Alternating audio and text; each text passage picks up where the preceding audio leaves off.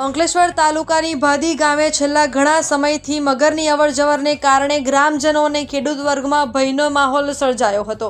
આ પરિસ્થિતિને ધ્યાનમાં રાખી વન વિભાગ દ્વારા ભાદી ગામના ગોવા ટેકરી નજીક આવેલી ખાડી પાસે પાંજરું ગોઠવવામાં આવ્યું હતું। વન વિભાગના પ્રયાસોને સફળતા મળતા આજે વહેલી સવારે એક મગર પાંજરામાં પૂરાયો હતો। મગર પાંજરે પૂરાતા ગ્રામજનોમાં રાહતની લાગણી પ્રસરી ગઈ છે। છેલ્લા ઘણા સમયથી ખેતરોમાં કામ કરતા ખેડૂતો, ખેત મજૂરો અને આસપાસના રહેવાસીઓ મગરના ભય વચ્ચે દૈનિક જીવન વ્યતીત કરી રહ્યા હતા।